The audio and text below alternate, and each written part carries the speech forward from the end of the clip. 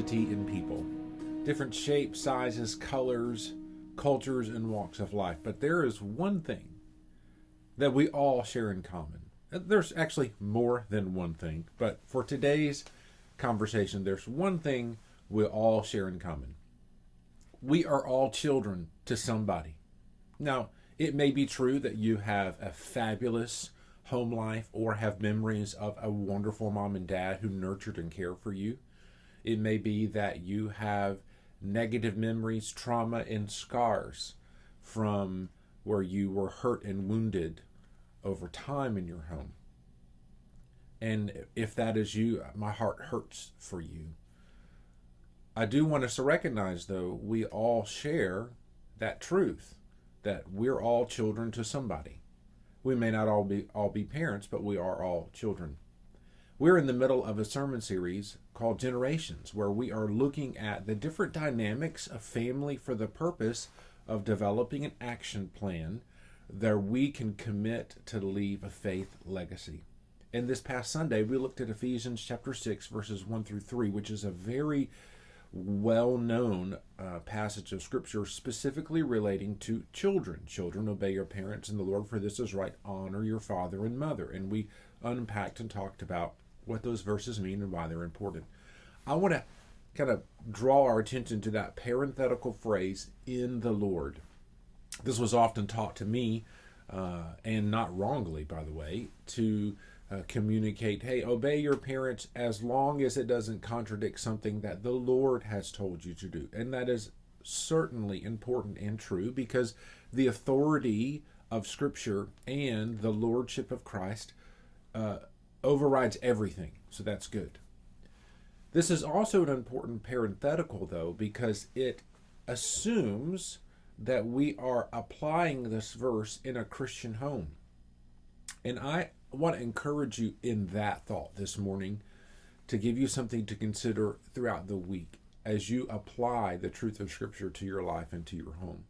Because truthfully, this doesn't matter if you are newly married, you have kids running around, you're empty nesters, single, no matter your dynamic of your family and your home, this is true. That in your home, you and I have a responsibility to demonstrate who God is to others by how we conduct ourselves and how we love each other in our home.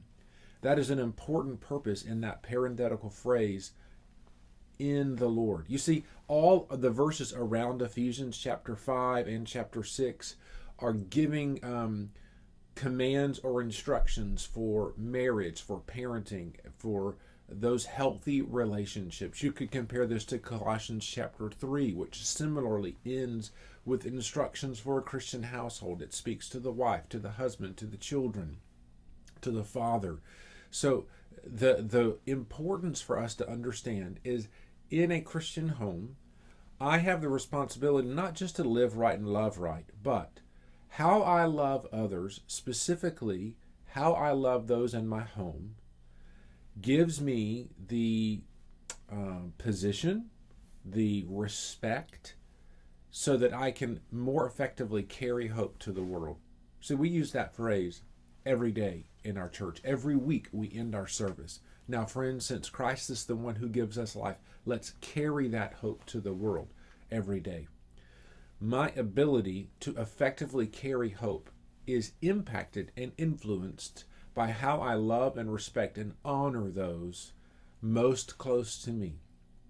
So as part of your action plan this week, I encourage you to consider, how can your family, your home, regardless of its dynamic and makeup and how many people are there, how can your home, you define that for how it fits, demonstrate love and care in the walls of that home so that you can more effectively carry hope to the world? Because I understand that I'm called to love God, to love others, and help others love God. And I need to love those in my house really well so that I can love others even better. I hope this is an encouragement to you. Truthfully, it's a challenge to you because we more naturally let our guard down in our own home and may not love like we should. Make that part of your action plan this week. And we'd love to hear how it's going. Feel free to reach out to us or check out our website in case you missed last Sunday's sermon. You could catch it in its entirety on demand, or the blog posts and things that are associated with it. Explore around our website for other information. You might find something helpful to you, or even a way that you can reach out to us. We'd love to hear from you. I hope you have a great week. God bless you, and we'll see you soon.